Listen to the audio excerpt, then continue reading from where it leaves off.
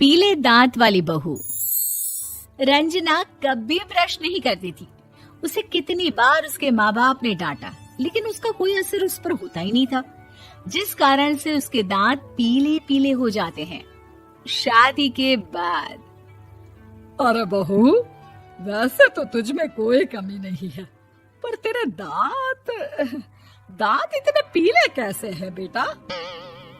कैसे मतलब? कोई सर्जरी थोड़ी ना कराइए।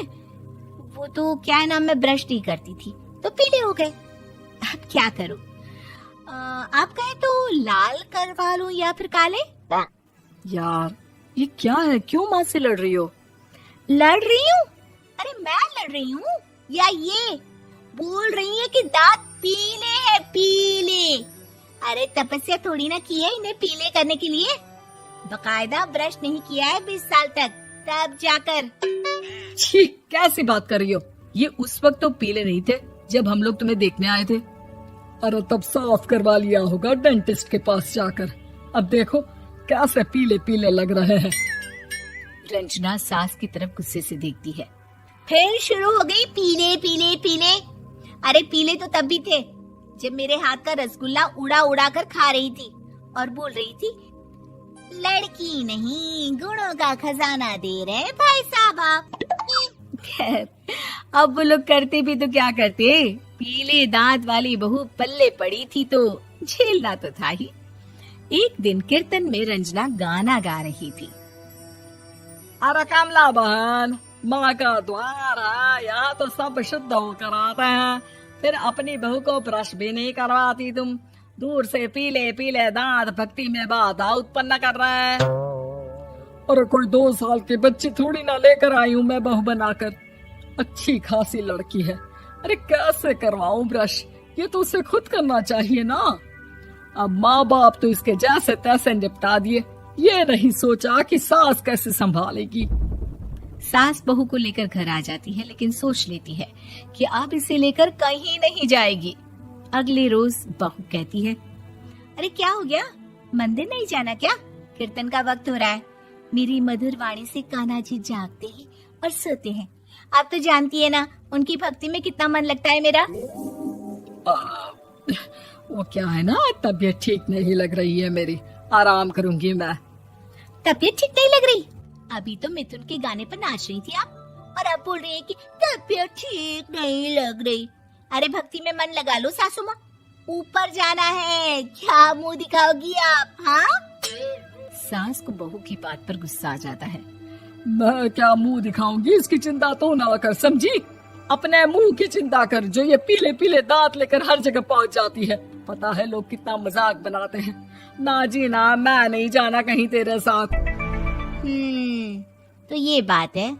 कोई ना, मत जाओ, मैं अपने कमरे में ही बैठकर भक्ति कर लूंगी। ऊपर वाला दांत थोड़ी ना देखता है, मन देखता है, भावना देखता है। और अरे बस बस, तू सब कुछ दिखा, बस ये सफेद चमकदार दांत ना दिखाना किसी को, है? जा यहाँ से। बहू को सास की बात का कोई फर्क नहीं पड़ता। वो तो जैसी थी वैसी ही रह जाती है। सुबह नहाकर किचन में खाना बनाना, फिर खाना खाना, कीर्तन भजन करना और सो जाना। एक दिन, माँ जी मैं सहेली के घर जा रही हूँ, शाम को लेट आऊंगी। हाँ, तो जाना, मैंने कौन सा तेरी आरती करनी है घर पर बैठकर। रंजना सहेली के घर जाती है, जहाँ वो पार्टी में जाने की तैयारी कर रही होती है। अरे शिखा, कहाँ जाने की तैयारी कर रही है? मैं गलत वक्त पर आ गई क्या? अरे नहीं यार, उल्टा सही वक्त पर आई है। मैंने ये साड़ी और ज्वेलरी निकाली है यार, शाम को इनके ऑफिस की एक पार्टी में जाना है। बताना कैसा लग रहा है ये सब?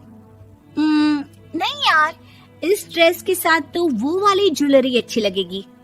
हाँ, सही बोल रही है, मैंने ध्यान ही नहीं दिया। वैसे तो हमेशा से मस्त फैशन सेंस रखती है। तो बड़ा जाती होगी ना पति के साथ पार्टी में। रंजना कुछ नहीं बोलती, बस सोचती है कि यार काश ये बात सही हो जाती, पर मैं क्यों नहीं जाती पार्टी में? क्या इन लोगों की कोई पार्टी होती नहीं होगी? रंजना घर आती है और रात में पति से सवाल करती है, एक बात बताइए, आप मुझे किसी पार्टी में क्यों नहीं ले जाते? क्या आपकी यहाँ ऑफिस में पार्टी नहीं होती? पति बेचारा क्या कहता कि दांत पीले हैं तुम्हारे इसलिए। अरे कोई पार्टी होती नहीं हम लोगों के ऑफिस में, तो कहाँ से लेकर जाऊं? और मार्केट, मॉल, कहीं वीकेंड घूमना, कहीं तो। अरे यार सारे हफ्ते में एक छुट्टी मिलती है, तो सोचता हूँ कि आराम ही कर लूं। क्यों? रंजना मन मार के रह जाती है। पहले कभी सास के साथ मंदिर जाया करती थी, लेकिन वो भी सास ने ले जाना बंद कर दिया। घर बैठी बैठी रंजना बोर हो जाती है। तभी उसे आइडिया आता है और वो मायके जाने का सोचती है। सासू माँ, 2 दिनों के लिए मम्मी के घर जा रही हूँ। अच्छा ठीक है, आराम से जा। और हाँ, माँ से कुछ अच्छी आदत सीख कर आना कि कैसे शरीर के हर भाग की तरह दांतों की सफाई भी जरूरी होती है, समझी? शुरू हो गई ना आप। वो लोग आपकी तरह नहीं है कि छोटी छोटी बात का बतंगड़ बना दे। उन लोगों के लिए मैं मायने रखती हूँ, ना कि मेरे पीले पीले दांत। रंजना माँ को बिना बताए उन लोगों को सरप्राइज देती है, लेकिन जैसे ही वो दरवाजे पर पहुंचती है, अंदर देखती है कि घर वाले कहीं जा रहे होते हैं। अब माँ, काश रंजना दीदी के दांतों वाली प्रॉब्लम नहीं होती, तो वो भी हम लोगों के साथ चलती ना बुआ जी की बेटी की शादी में। हाँ बेटा, लेकिन अब उसे कौन समझाए कि उसको उसके पीले दांत नहीं दिखते, लेकिन उसके आसपास के लोगों को कितना एम्बैरेसिंग फील कराते हैं। मुझे तो कितनी बार उसके स्कूल की टीचर ने शिकायत की कि उसके साथ कोई लड़की बैठना भी नहीं चाहती, और ना ही कॉलेज में कोई उससे बात करना चाहता था। लेकिन पता नहीं क्यों उसे ये बात समझ में ही नहीं आती। कोई कमी नहीं है उस लड़की में, बस यही कि दांत पीले हैं। वो तो भला हो जीजा जी और उनकी माँ का, जो दीदी को जैसी है वैसे ही रखा हुआ है। रंजना को अपने घर वालों की बात सुनकर बहुत दुख होता है। वो सोचती है कि वो क्या करे, लेकिन फिर वो सीधा डेंटिस्ट के पास जाती है, अपने दांत चमकाती है और कसम खाती है कि वो रोज ब्रश करेगी।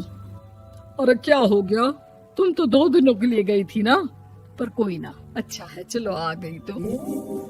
रंजना सास के सामने आकर खड़ी हो जाती है और पूरी स्माइल करती है, उसके चमकदार दांतों को दिखाती हुई। है? चले मंदिर। माँ, मुझे माफ कर दीजिए, मैंने आप लोगों को बहुत एम्बैरेसिंग फील करवाया। मैं आज से रोज ब्रश करूंगी।